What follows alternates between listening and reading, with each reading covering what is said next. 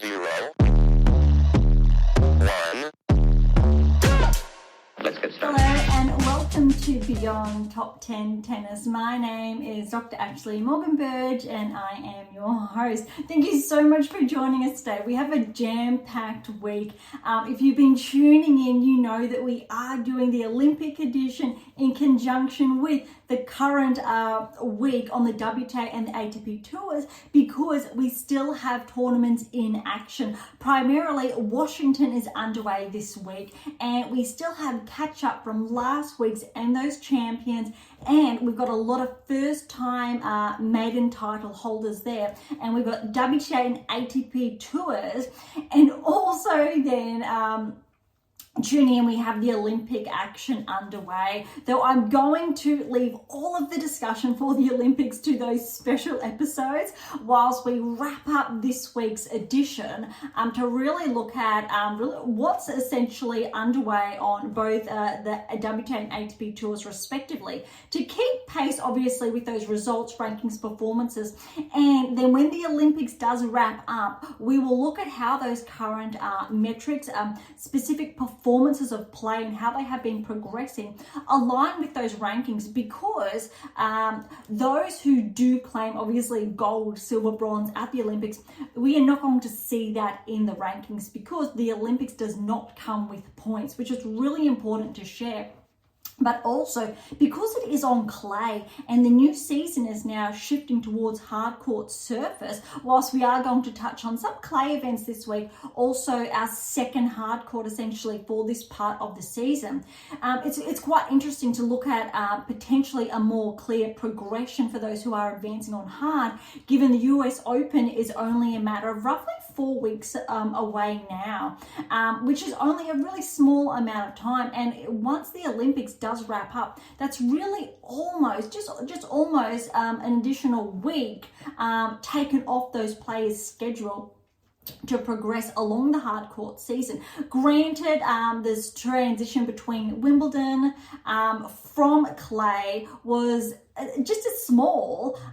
It really goes to show, I think, the pressure placed on a player's body, especially at this time of the season. Okay, first and foremost, if you've been with us for some time now, you know what we're all about, so thank you so much. If this is one of your first episodes you are tuning in, as always, I really would encourage you to track back to some of our earlier episodes, and there are a lot there, but also those early episodes, you will hear more about me, my background, the theories I'm behind, the publications I'm behind, the achievements that have come along with that. So if you want to learn more about me and my background, head on over to AIM International, click on About, Dr. B, and you will see everything that's unfolded there.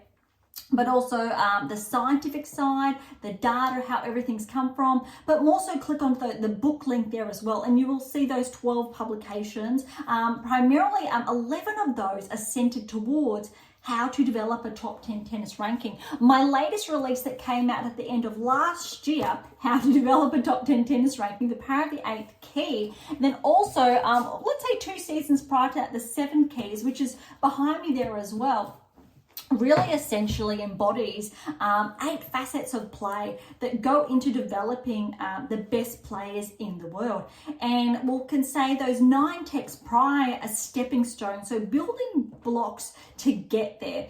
So without that knowledge and that knowledge base, if you prefer, those 8 keys are not attainable or maintainable as well in equal measure, because you need to build those foundations. And for those of you who ask why so much, first and foremost, to become one of the best tennis players in the world, it's not easy, but also a lot of work goes into that, but also the knowledge bank, and you are building that to better understand, ascertain the different moving facets that are in play there. So again, those early episodes dive into more of, let's say, the data, the scientific underpinnings, but also the work in those earlier texts that is more broadly extrapolated before this season we transition to really pinpoint rankings and results almost in real time, or as real as we can get, with the live rankings and those results of the past week, and to really share any relevant cross sections there, additional insights insights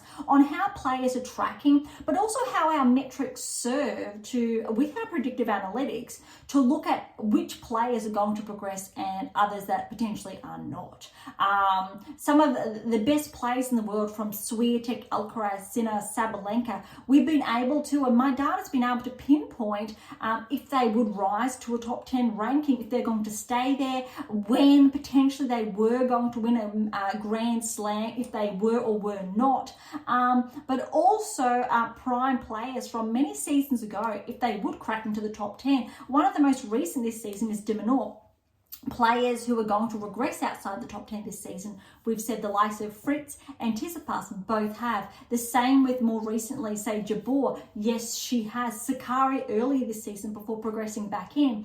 And on that micro scale, it's only these key, very minuscule inferences that we get to really compile to say if a player is going to stay there or not. So what you get to do with that is to say, well, if that minuscule piece of data shifts my performance, let's really knuckle that down. Let's make sure I'm implementing these key technical parameters, integrating them each and every training session to make sure I'm staying at my absolute peak of the game. Because if there's a hiccup there, we know we're going to regress. One that's come to light more recently, obviously, and we've touched on this a number of times this season, is Rune and his coaching team, why he also was predicted this season to shift outside the top 10, which we know has happened, and we have episodes that have focused around that, but also more so the coach-athlete relationship. And believe it or not, I actually went to bed last night thinking about today's episode and around the coach-athlete relationship, and I normally don't share, I think, the behind the scenes discussions there that really go on between when I'm thinking about how I can best phrase this. And look, a lot of those earlier texts are around the coach-athlete relationship because it's so incredibly important, powerful. One of those keys is also really wrapped up in that. And for those of you who are not familiar with that, really quickly, it's really the relationship, the intersection between the coach and the athlete.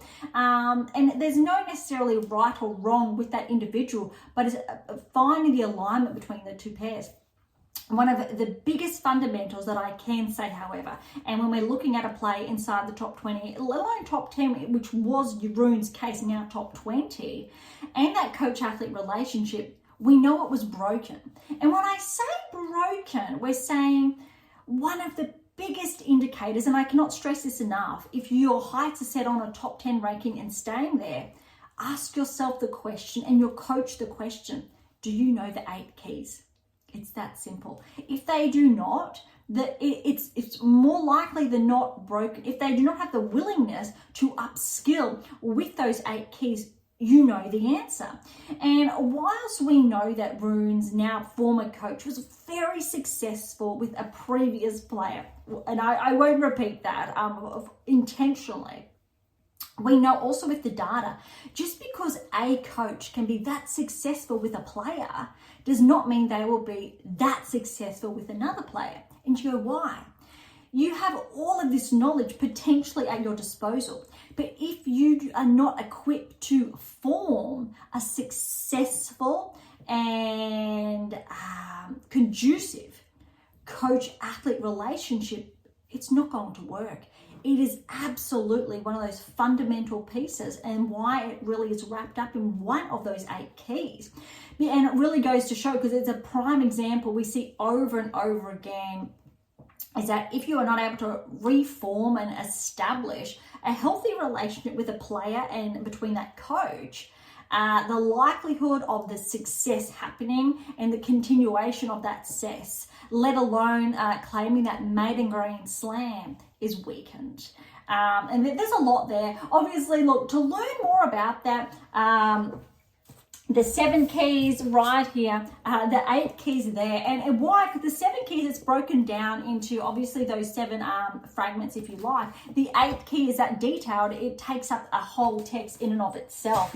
And obviously, to really grasp the underpinnings of each key is where all of those other books come in. Why? Because again, going with the data, I had to build that foundation to allow you to understand each and every reader, each and every player, coach, to understand before saying, well, okay, now here it is. Here are the keys. A lot of work. And those of you who have been following me again for some time, you know that that's essentially 20 years has gone into that. And why I am the world's leading scientist on coach and athlete performance, and arguably the highest qualified coach in the world. And it's something I'm so incredibly proud of, and I don't take for granted in any way, shape, or form, and why I continue sharing and writing. And I think the good news I can share today is that it looks like my next book will be out at the end of the year. All going well. I don't typically share too much in advance from that perspective, though when it does start taking shape, I do get quite excited. It's very rewarding because I get even more so, I think, excited again that I have the opportunity to share with you another piece of the puzzle, if you like, to help guide you along the way towards achieving that top 10 tennis ranking. Right. Okay, there's a lot there. As always, questions, I'll leave that to the end as well, but they're always welcome. And I'm more than happy to answer or address questions, qualms, concerns in our episodes as well. All right, so we have a number of events. We're going to start with the WTA Tour results before rankings, then we'll cross over to the ATP Tour.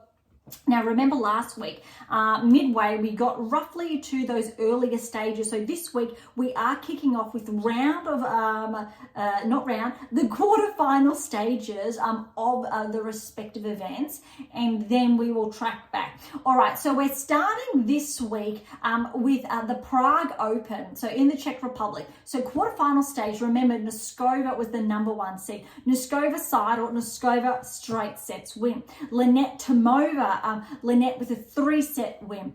Frech Kalinina, Frech with that 3-set win. And then we had Sampson, that up-and-coming 16-year-old, with a 3-set win over Selika. Really impressive there. So semi-finals now. Noskova, number 1 seed, has been tracking quite well. Linette, the 4th seed, Linette with the win. 3-6, 6-3, 3-6, 7-6. So I'll say that again. 6-3, 3-6, 7-6, 7-2 in that tiebreak. So Noskova was upset there. Noteworthy, Linette has been making inroads this season. I won't say tracking, but she has been making those key progressions. All right, Sampson and Frech. Frech was the 6th seed. Frech with the win here. But look at this scoreline. 3-6, 6-love, 4-2, Sampson retired. What's somewhat concerning is Sampson's only 16 years of age. She has that retirement. Now, you need to remember as well what I've just touched on, all of those texts that have come prior to the keys being shared is around mitigating injuries, which means irrespective if you're that 10-year-old, that 20-year-old, that 15-year-old, that 25-year-old, that 30-year-old, these technical parameters are designed to slightly adapt your game to make it more functional, to ensure you are mitigating injuries along the way, to allow you to play longer at a higher level. And how and or why, and we've got the perfect example that obviously corresponds with our data in Novak Djokovic. We understand why he's been able to play at his absolute peak for a long period of time because of this. On the women's side, yes, Serena, you need to remember she was still performing exceptionally well into her early 30s. Another player from years ago, remember Li Na. She did not peak until those late 20s, early 30s with incredible success. But you need to be able to maintain your health and your body for an extended period of time. We know Nadal as well. But let's reflect as well. Nadal didn't start coming down with let's say, a number of injuries until he was into his 30s.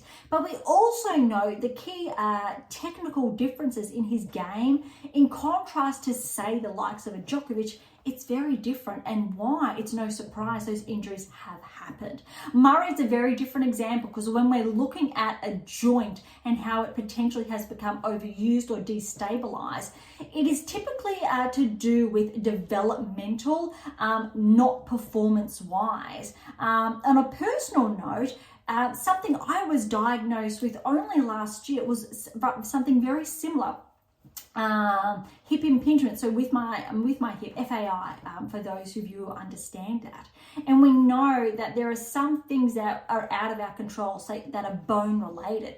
But when we're looking at mitigating injuries from a tennis standpoint, performance wise, being able to establish those peak performances, these are the conducive technical metrics. When you apply them in your game, you get to achieve the pinnacle of play that correspond with the likes of each and every Grand Slam champion for more than the past 10 years. Every Grand Slam champion over the last 10 plus years correlate more often than not with these metrics. And the likes of a Serena, Federer, Nadal to Djokovic, the 4 players, the best of all time with 20 plus Grand Slams each, all correspond with these metrics. I don't think you get any more impressive than that, and it's really exciting. And I don't typically share that, how profound it is, because I focus on the in-between, but it's so incredibly important. Okay, the final result here. Lynette did get that win over Frech, 4th seed, 6th seed respectively. Lynette 6-2, 6-1. It's her maiden Grand Slam title, which is really, I think, interesting, but important to note that even if you are ranked inside the top 100, top 80, top 50, does not mean you have won a title on tour yet, which may come as a surprise for some. It's a surprise to me also still, but it still shows how hard and competitive it still is, even if you've been on tour for a number of years, to literally land that maiden title. Really impressive for Lynette there. So we will see a progression in her ranking when we get to there shortly. All right, the next one is the Asahi Open in Romania. Quarterfinal stage. May Andreeva was the 1st seed, so she played Moscovic quarters, 2-0 win there. Danilovic over Bonda, straight sets. Recall last week's episode how we touched on Danilovic and how she has subtly been tracking but not consistently. Really good event for her here. All right, Evanesian and Christian, 5th seed and 3rd seed respectively. Evanesian with the win there, straight sets. Paquet and Jackie Mo. Paquet with a 3-set win over Janjavic.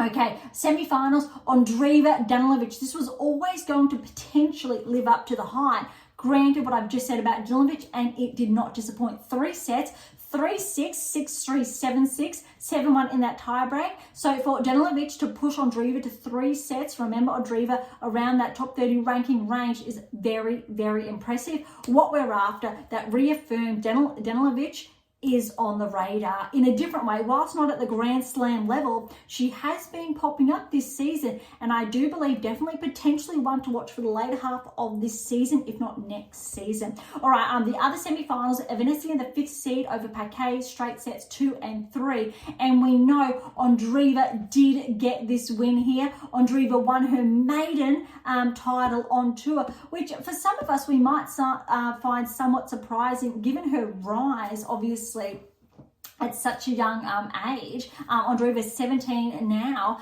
but number 1 seed, 5-7-7-5-4. Love, unfortunately, Evanesian did retire there. So I'm just going to refer back to that conversation I've just had around mitigating injuries, the importance there, and that you should not be retiring on tour. There are ways to make sure you do maintain that health, and it is directly correlated with how your body moves, those technical parameters.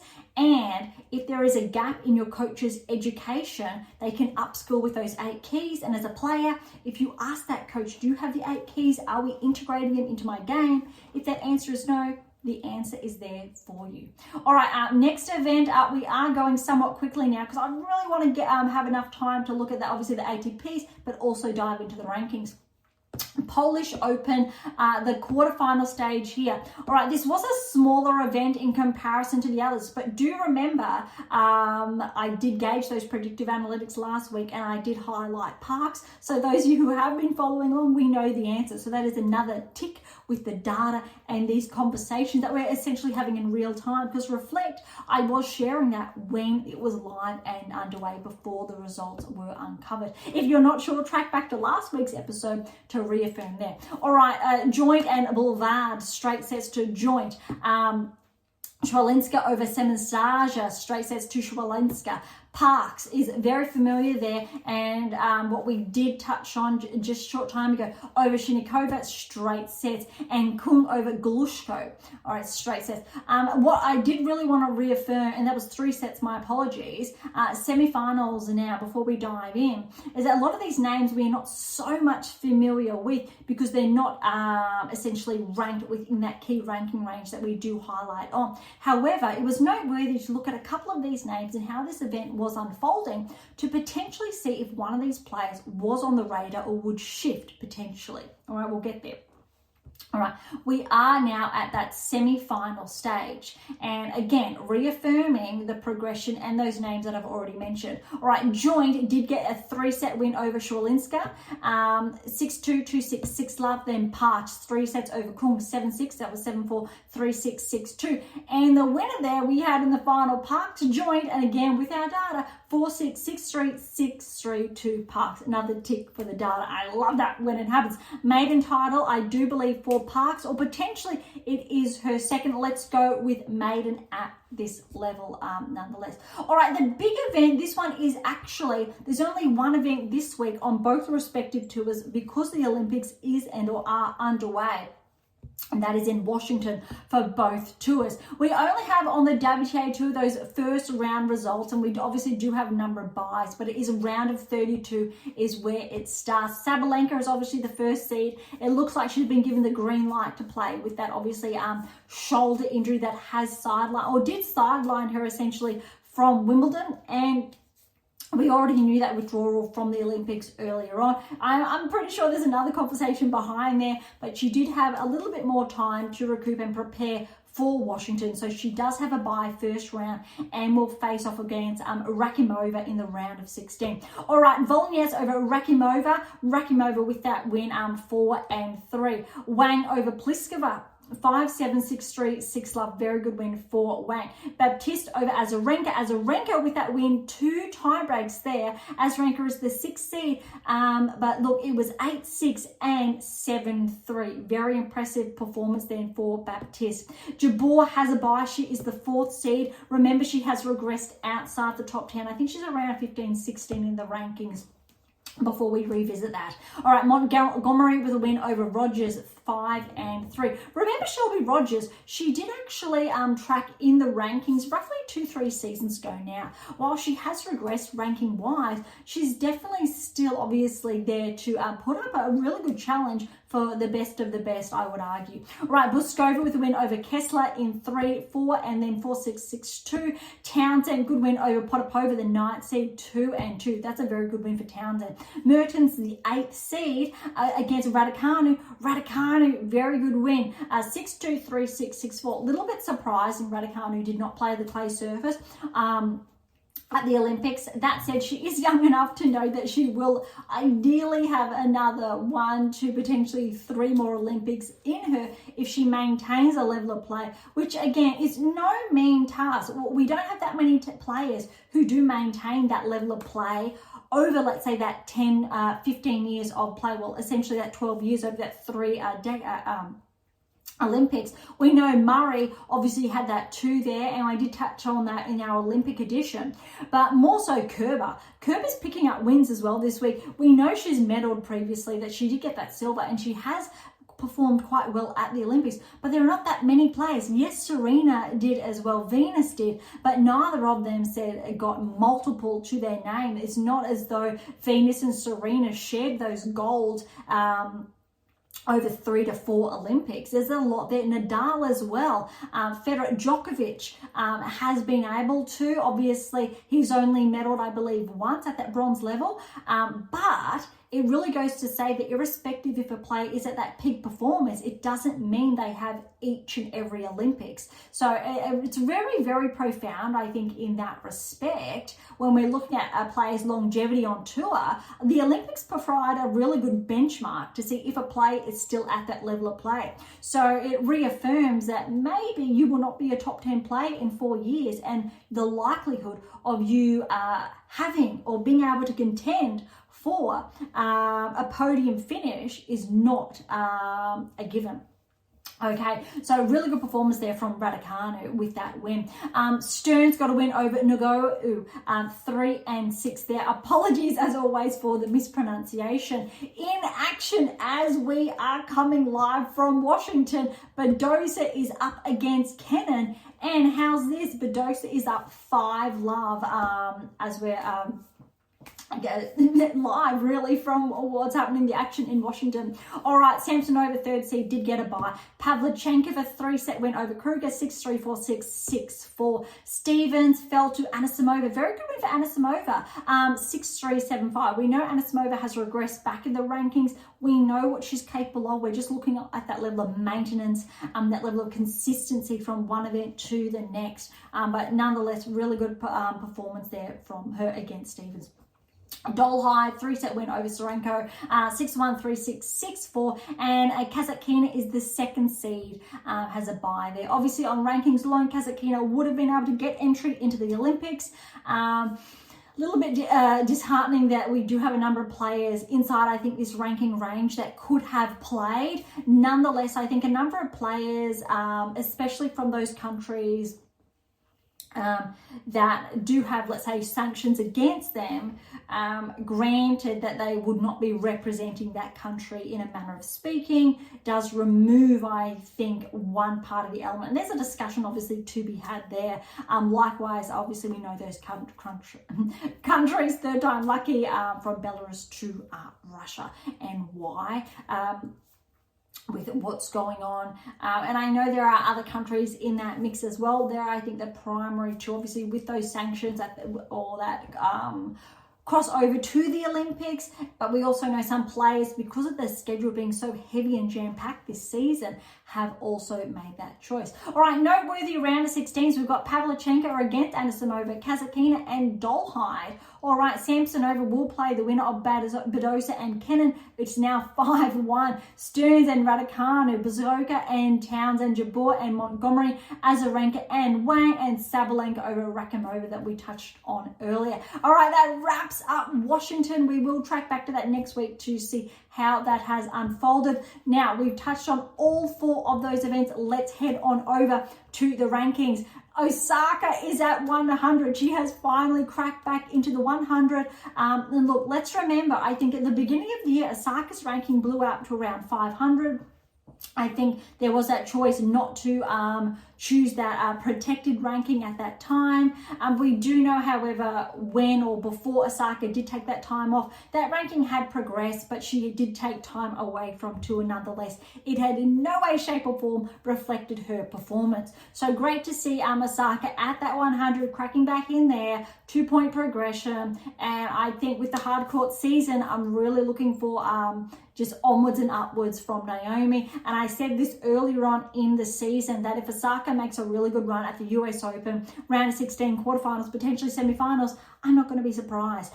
But I really want to see that level of play from Roland Garros transfer over to the US Open. So far, not at the Olympics, but she did have a tough first round, I believe, against Kerber, but we're really looking for Naomi to track, and I definitely believe she's more than capable of that. All right, bigger meetings, we've got Paquet's up 8, so she's cracked into the top 100 at 98 in the world. Baptiste, Hibino to Zarazua, 4 and 3 places up respectively to 97 through to 95. Seidman's taken a really big hit, a 29-point regression, so she's in at 93 in the world. Saville's back 15, 92.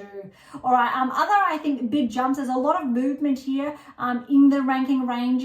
A lot of shifts from Darts at 75. She's up 5, and Gulbik's up 5 at 74. A lot of movers this week. There's Torsen, I think, is the only player who has stayed steady inside the top 60 that has just maintained that ranking at 63. Well, there's each and every player that I am passing at the moment has shifted in their ranking. Buska has stayed the same at 60. Parry's back 7, 59. Evanescence is up 18. That's huge, 58. We've just touched on the Y. Christian's up 4, 57. Burrell's back 11, 55. Kennan's up 2, 54. Suna's up 2, 53. Inside the top 50 now. Fretch is up 9 to 48. Pliskova is back 1, 44. Lynette is up 7, 41. Would have hoped that gaining that title, winning that maiden title, would have pushed Lynette a little bit further up the rankings, but I guess 7 is still better than potentially that 1 or 2. All right, inside the top 40, we do not have as many movers.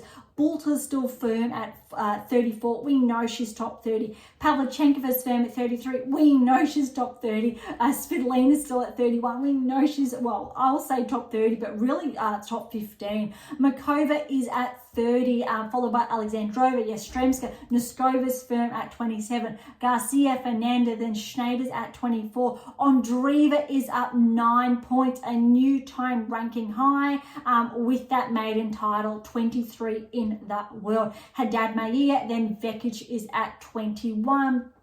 All right, no ranking movers inside the top 20 now. Azarenka is the same. All right, Vondrasova is 18. Jabor's at 16. Keys is at 14. I am skipping by 2. Kazakina is at 12. Ostapenko is still on the cusp of becoming a barrier breaker again this season. All right, no movers in the top 10. Swiatek, Gorf, Sabalenka. Rybakina is not in the Olympics, nor is Sabalenka. Palini, Pagula, we know, early exit. Zeng's still in action. Sakari still in action. Collins and Krejcikova are still all in action. So that's 8 of the top 10 who are in action at the Olympics, okay? But only Rybakina is not in action, it doesn't look like. And Washington, Sabalenka obviously is in action, just to, I think, put the top 10 better into perspective. All right, let's head on over to the ATP Tour now. We will get back to the rankings last, but let's first look at quarterfinals onwards for Croatia. So the Plava Laguna Croatia Open, all right? We do have Rublev was the #1 seed. So he had a 3-set win over Marazan. Surilundo, 4th seed, 3-set win over Senegro. Menzik and Seng, Menzik straight sets win over Seng, that lucky loser there. Mazzetti over Lechevich, 3-set win as well. All right, on to the semi-finals. Rublev surprise upset here. Well done to Surilundo. 4th seed, 7-6, 6-4. Tiebreak was 8-6. Reaffirming, remember, why Rublev was marked to regress outside the top 10. He's still ranked inside the top 10, but he is still one of those players that really, when we're looking at the data, the analytics needs to shift outside the top 10 to really reaffirm the status and the depth of the current players. Okay, Menzik and Mazzetti was the other side of the semi-finals, and Mazzetti with a very good win over Menzik, 4-1. And title-wise, well done to Surilundo. Granted how well Mazzetti played at Wimbledon, Surilundo 2-6, 6-4, 7-6, and that was a 7-5 tiebreak there, but that is sensational then for Surilundo to grab that title. Really good win over Mazzetti. All right, that one wraps up Croatia. Onwards to, we're onto the Atlanta Open. A quarterfinal stage again. All right, we had Shang, the qualifier over Purcell, who was the 8th seed, but Shang, very good win, 7-6, 6-4. Thompson and Davidovich Fokina, the wild card. Thompson with a 3-set win. Nishioka over Tiafoe, the 3rd seed, really good win there for Nishioka. Rinderknech over Bellucci, the qualifier, 3 sets. Very good one there for Rinderknech. All right, semi-final stage, we had Shang and Thompson. Thompson with a 3-set win over the qualifier, 6-3, 4-6, 6-3. Nishioka over Rinderknech, all right, 6-3, 4-6, 6-4. Very good one for Nishioka. All right, Thompson into the final with Nishioka, and Nishioka with a win over Thompson, the 4th seed, 4-6, 7-6, and 7-2, 6-2. That's sensational for Nishioka. Nishioka has not necessarily been tracking this season. That's an exceptional result. I think without a doubt Nishioka is on the radar with that maiden title, I do believe. A really impressive performance, and it'll be very interesting to see how Nishioka now performs, I think, next tournament and leading on towards the hard court season. All right, the next event that we do have, as I'm almost clicking into it there, the Generali Open in Austria. All right, quarterfinal stage, Baez is the number 1 seed, and he was upset in the quarters by Gaston in 3 sets there. Martinez, the 4th seed, he was upset in the quarters by Diaz Acosta, 3-set win. Halfman got that win over Seyboth Wild, straight sets, and Berrettini, straight sets win over Moreno del Boran. Very good, impressive for Berrettini. Without a doubt, you need to favour Berrettini there. Now, even though I know the scoreline, track back to last week's episode before the scoreline has been or was unveiled, and what I had to say about Berrettini, his ability to track, and the likelihood for him to progress in the rankings. Very important there. All of this is based on data, and it is, for lack of better wording, second nature. As someone who's a scientist and who is the best at what they do in the world, it is second nature for me to look at a player's game and to share with you if they will or will not progress. Obviously, behind that is 12 books, 11 specific in this area, where I have analysed, researched, crunched the numbers for such an extended period of time. Put a player in front of me and I will tell you if they will progress or not. It is something I am incredibly proud of developing, almost a sixth sense, but I'm so incredibly excited to be able to share it with you, to be able to impart into your own game as you progress, whether it's through your maiden Grand Slam, to crack into the top 100, top 20, let alone top 10, to replicated success.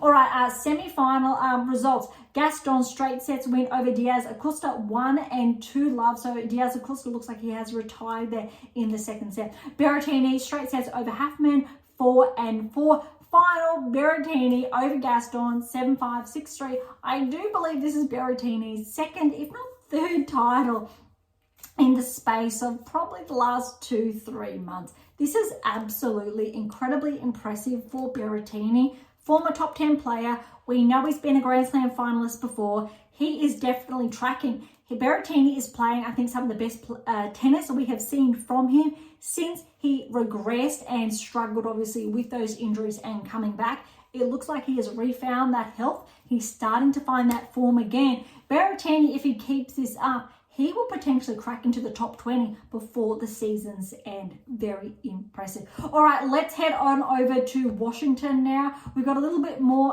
action in the first round to touch on, in contrast to the WTA Tour. Rublev, for perspective, is the number 1 seed, so he's got to bye first round. Van Ash over Kazooks, 4 and 3 first round. All right, Shang against Ymer, qualifier, 4 and 3 to Shang. Rindenek, 16th seed, he has got a bye first round. Same with Carabella's Baini, the 11th seed. Kovacevic over Nishioka, that is a very big set. So Nishioka, we've just touched on, he's won his title only a week ago, and Kovacevic with that win, 4-6, 6-4, 6-2 over Nishioka. So let's see how Nishioka picks up next week and see if he can start tracking from there on in. All right, Cressy's a qualifier. Galan with that first round win, 4 and 3. TFO's the 5th seed with a bye. Quarters the 4th seed with a bye. All right, Garin over Karatsev, 4 and 2.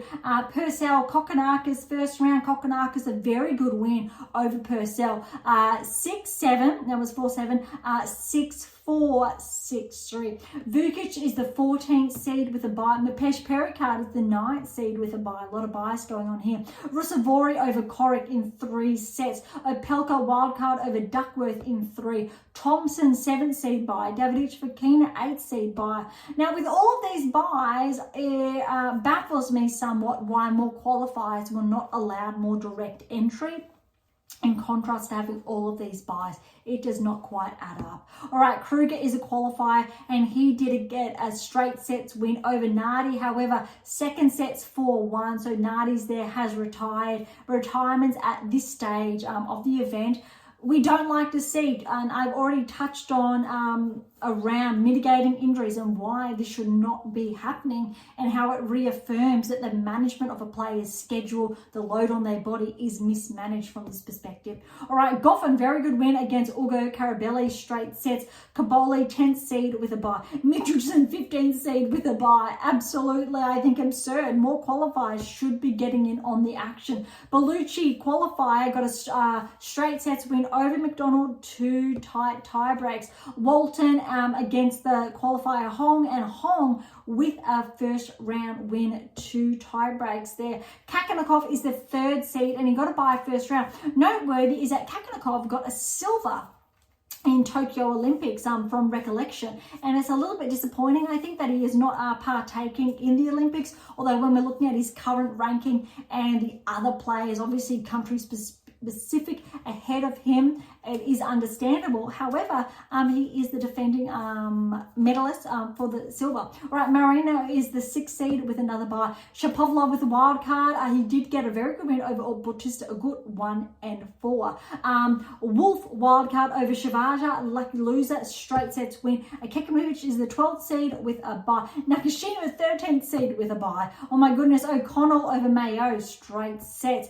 Elbow to qualify over Diaz Acosta, straight sets, and Shelton is the 2nd seed with a bye there. All right, we've only got a handful of second round matches that have gotten underway. Nakashima, the 13th seed with a straight sets win over O'Connell, 2 and 2. And Kekinovic is the 12th seed with a straight sets win over Wolf, 2 and 3. The last one I do believe is Shapovalov with a win over the 6th seed Manorino, 2 and 1. It looks like they are all of the action. Everything else will get underway later today. One more, we've got 2 more I can touch on. Quarter, the 4th seed, straight sets win over Garin, 3 and 2. TFO, this is actually really good for TFO, over Galen in 3 sets. That was 6-7, so 8-10, 6-3, 6-3. That's a tough win for TFO there. All right, that's all of the action from Washington. Okay, so let's head on over to the rankings that will better explain, I think, what's unfolded the past week, but it won't obviously touch on the recent results from the last couple of days. All right, looking at the top 100, Goffin's back inside. Well, he is inside the top 100, but he has taken a 2-point regression, so he is at 100. All right, De Gieri's taken a really big hit there. 41-point regression, so he's at 98 in the world. Kazuka's back 3 at 95. O'Connell's back 1 at 94. McDonald's up 4 to 93. There's a lot there. All right, Walton's up 6, 89. Very big hit from Altamar. He's back 16 places to 87. And Vukic has taken a 25-point regression to 85. That is very substantial there. Nagal's up 5 to 75. A lot of movers. Shang, 16-point progression to 63. We've got Kofa's back 7 to 70. Saboth Wiles up 5 to 67. Menzik, very good, 16-point progression, 65 now. Poprin has taken a hit, 17-point regression to 63. Diaz Acosta, another big one, 15-point progression, 62. And Gaston, 30-point progression to 61. Very substantial there. All right, there's been a lot of movies this week in those, I think, those big numbers. Nishioka is another one we've touched on his title win, a 36-point progression to hit the top 50. Very, very impressive there. All right, Berrettini, he is nudging closer, a 10-point progression to 40 in the world. He keeps backing that up. Top 30 next and top 20 potentially come the end of the season. So remember this episode. Okay, Thompson's taken an 8-point progression to 33 in the world. Monfils back 131. Lecture's back 2 to 30. All right, TFO is solid at 29. Sarah Lundo, 11-point progression to 26 in the world. Phils is back 3 to 23. Korda and Kakanakov are both up 1, 22 and 21 respectively.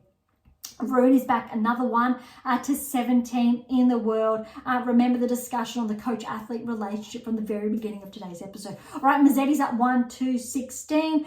Fritz is back 1 to 12, and Tsitsipas is up 1 to 11. I do recall both of them slightly shuffling. There's only a little bit over 200 points separating the two, but also between Fritz and Paul, who was at 13, there's only 90 points separating those two. Now, if you read, I think, one of my recent articles, it really was sharing that Paul potentially, along with Fritz, are highly likely to become barrier breakers this season. Paul would be a new barrier breaker. Granted, both Tsitsipas and Fritz did start the season inside the top 10.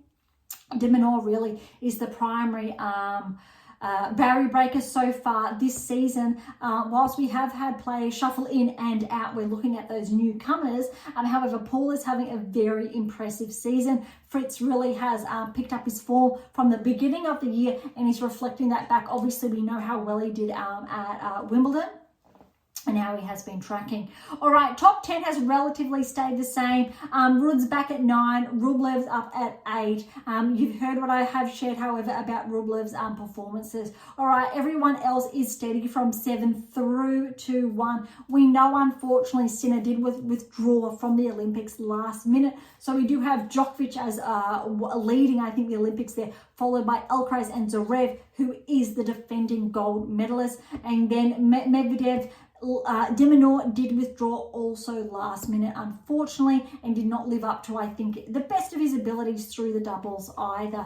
But that's quite noteworthy. I have not seen Hurkacz in action at the Olympics yet, so I'm pretty sure Hurkacz is not in action, and let me check that to you as we talk. But no, it sounds like or recalls that he was going to play. However, he did not participate. So Hurkacz was a late withdrawal when we're looking at his fitness, and he did have a knee injury leading into the Olympics. So that explains that. A little bit disappointing. So that also why I did not see him in action. Okay, that really, I think, wraps up all of the action when we're looking at the rankings on both the ATP and WTA tours, along as with the results. There was a lot to unpack today. Today's episode is a little bit shorter because there's only one event really underway on both the WTA and ATP tours,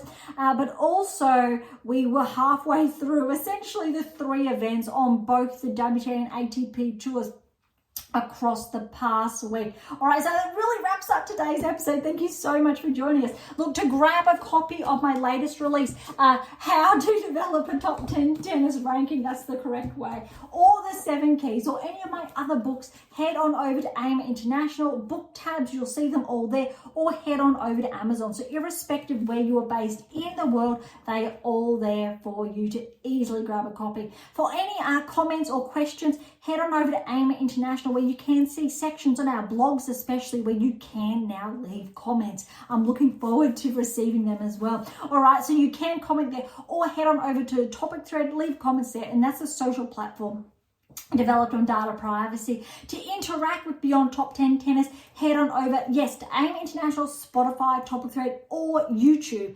To catch up on our blogs, head on over to AIM International, look at the blog tab, or you'll find some of them over on Medium. And as always, I'll leave all of the links in the episode notes. For something different, head on over to Pink Octopus Books. That's where my fictional releases, and you'll see that just in the background there. For something left of field, visit Spruik for some random polls. And of course, if you enjoyed today's episode, please like, subscribe, or share. It would be absolutely phenomenal and incredibly appreciated. And for those of you who are interested, we do have scholarships available at AIMA International, as well as options to work with me exclusively to optimize your performance and to nudge you closer towards that top 10 tennis ranking, or potentially your maiden slam or replicated success. So as always, don't be shy and come and say hi. All right, on that note, thank you so much. Thank you so much for listening. I am so incredibly grateful. I am your host, Dr. Ashley Morgan Berge, and thank you. I will see you.